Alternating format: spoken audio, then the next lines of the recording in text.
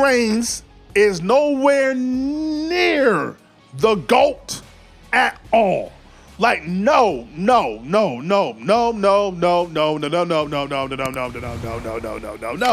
Roman Reigns is not the GOAT. No. See, here's the thing. When you say Roman Reigns is the GOAT of what? Is he the GOAT on the mic? Is he the GOAT in the ring? Is he a GOAT because of story? Is he the GOAT because of aura? What is Roman Reigns the GOAT of? Because when we talk about in-ring, he's not better than Shawn Michaels, your Kurt Angles, your Eddie Guerreros, even your Rey Mysterios, Macho Man. So he's not the GOAT in the ring. When we talk about on the mic, he's not better than The Rock. He's not better than Roddy Piper. He's not better than CM Punk. So what are we talking about? So what exactly are we talking about he's the GOAT of? Let me say this. Roman Reigns' character from the Tribal Chief era, head of the table era, in the fall of 2020, just literally almost exactly 4 years ago, is one of the things that helped propel WWE out of the rut of what was the Vince McMahon era, even though Vince McMahon was still there. It's the main story. He was the main guy, and he was a proper face of the company for 4 years. I'm not disputing that. The Bloodline, in my opinion, is the greatest story ever told. Better than Austin and McMahon, better than, I don't even know what else you could put up there in terms of the greatest story ever. But it really is the best story ever, and we're still not even done with the story of the Bloodline. My problem is, for Roman Reigns to work as a character, he needed so much help.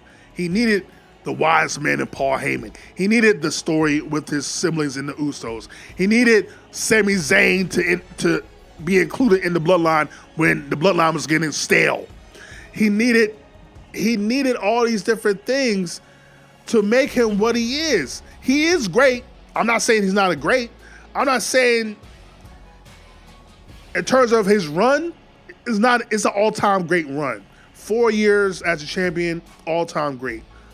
But the GOAT, I cannot put him up against the Rocks, the Austins, the Shawns, the Takers, the Flairs, even the Hogans. I can't do it because I still lived the era of the big dog in 2015 to 2019.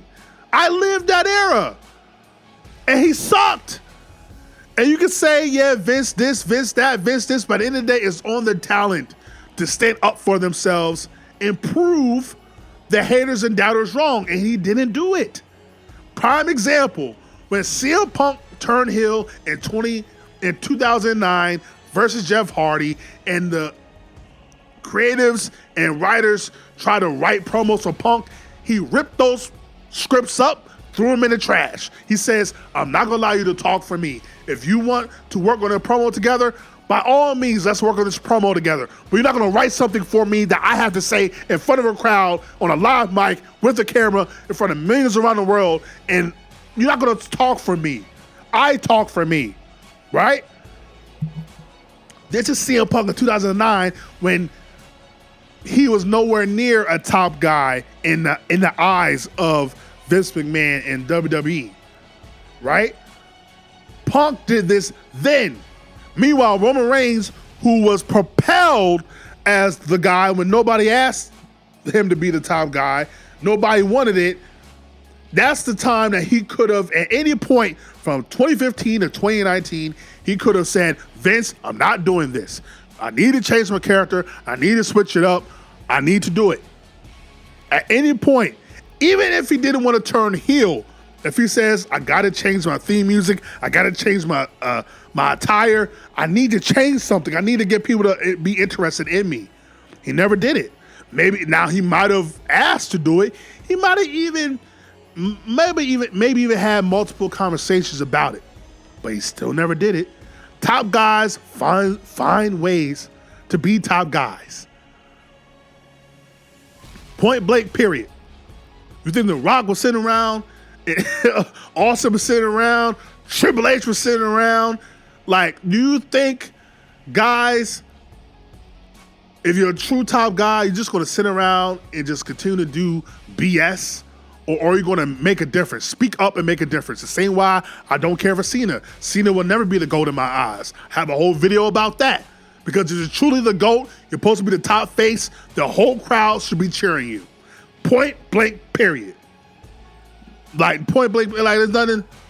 And the fact that Cena refused to change his character, being interesting as a talent, I can never say that you're the GOAT. And plus, you buried, a lot of talent that had the potential to be top guys. And also, you were very corny on the mic and very unorthodox and weird in the ring. So there's not nothing I can say about you being the GOAT outside of you carried the company when you were asked.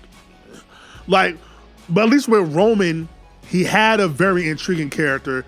He was solid in the ring, even though a lot of his matches were copy and paste. And he had a very intriguing story.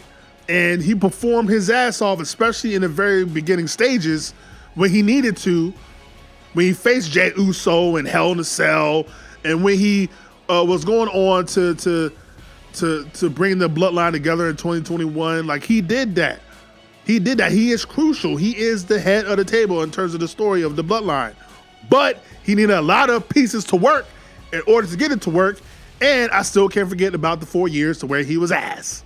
So Roman Reigns being the GOAT, hell no. Now, for the next 4 years, he can be the top babyface and make up for the 4 years that he was ass, then I'll give that to you. But as of right now, being the GOAT, absolutely not.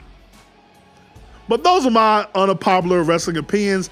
Let me know your unpopular wrestling opinions or how you feel about mine. Like, comment, subscribe, share all the things. Welcome to the High Beach. There's Hayes Arcade, your hardcore casual fan. And if you're not down with that, I got 2 words for you. Suck it. I'm the best. I'm the best in the world.